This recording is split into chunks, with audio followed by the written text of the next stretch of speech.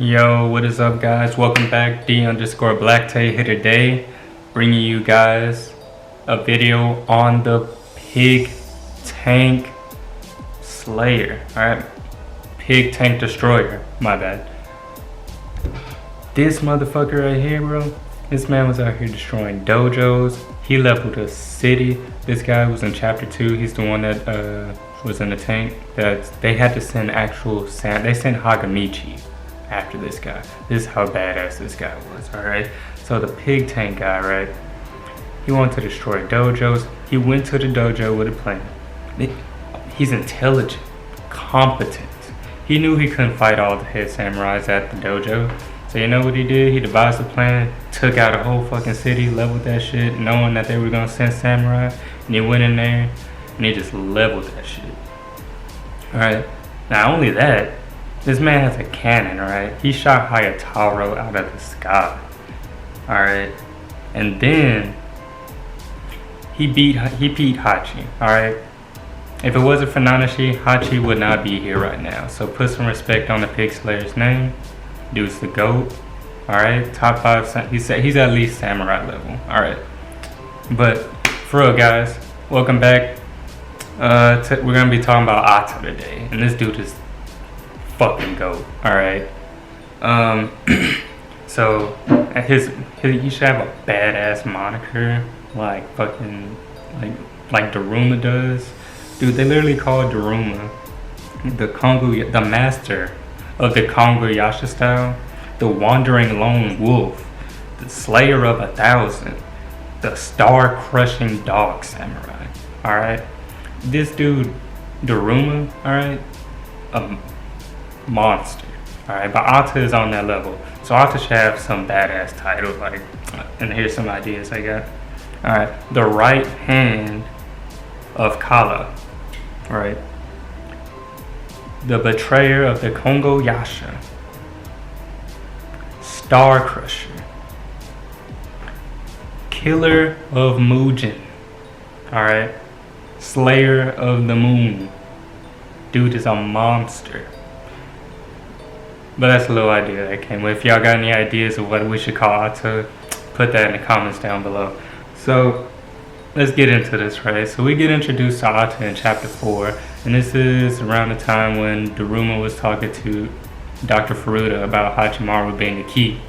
And you know, Dr. Furuta, he ran into the room and he had like a mini aneurysm in the room, thinking about Ata coming after him. So that's our first introduction of Ata. And then we get I think about chapter 5 or 6, we get the introduction of Ata, and he's sitting, the actual full Ata, his full body, and he's sitting with Princess Neri on his dragon. A dragon. Okay, but let's get. So not only that, dude had 5 samurai souls around him. All right, we know little bits and pieces of what the samurai soul can do, but we haven't gotten that all fleshed out yet. So you know this dude is a monster. All right, so we get this scene where he's holding one of the samurai souls, right? And I talked about this in a video. I'll put that in a link down below. But he takes one of the samurai souls and he holds it up, and he says that he's changing the H particles down to 0. And I did a video talking about how the H particle gives mass to all matter and whatnot. So matter, you know, like protons, electrons, neutrons, matter, it could be, you know, matter is everything that has mass. So it gives mass to our neutrons and electrons. So he takes the samurai soul and he modifies it somehow to create like a perfect rendition of himself, and it's almost like a human replication, and they call it the incarnate body. And incarnate is, I found a definition, is a deity or spirit embodied in flesh in human form. So he took the soul and basically formed it into a human body, basically. And I assume that's because of his technological control of the soul or whatnot. Hope that gets explained later. But he basically made a carbon copy of himself, alright? And this carbon copy was so damn strong, it cut through an asteroid belt like it was butter, alright? So, when Ata gets close to the quadrant where Hachimaru and Daruma are, he crash lands on Moon, and he uses a technique from the Konguyasha style. Oh, I also want to point out that so far it's confirmed that Ata can use 2 styles, the Konguyasha and the Ususama. So the first time we see it, he uses it to cut the Moon, and he uses the silent cut that Daruma showed us back in chapter 4. And this technique basically allows you to unsheath your sword, make a slash, and sheath your sword, but the slash will be delayed for however many seconds you want it to. So Daruma did this for about 8 seconds because Hachimaru said his favorite number was 8. And so Ata did this for like, shit, I don't know how long the fight happened, but for that cut to take that long to take effect, ridiculous, alright? And the parallels that we get for Ata and Daruma's group is just amazing, amazingly well done by Okubo and Kishimoto. Like, props to them. But let's keep going. So when Ata gets close, after Ata cuts through the Moon, he says he wants to use it to destroy the planet down below. Alright, cool. So, and that's another thing. That shows his intelligence. Like, he is planning ahead. He's like, okay, you know what? I know I'm about to make a scene, but I'm gonna just wipe them out after I'm done. So they won't know who did it. So after he cuts through the Moon, he runs into Mugen. And Mugen is already hyped up, alright? Mugen is known as the Immortal, #1. He has a damn Garuda as his holder, alright? And he has a bunch of samurai under him.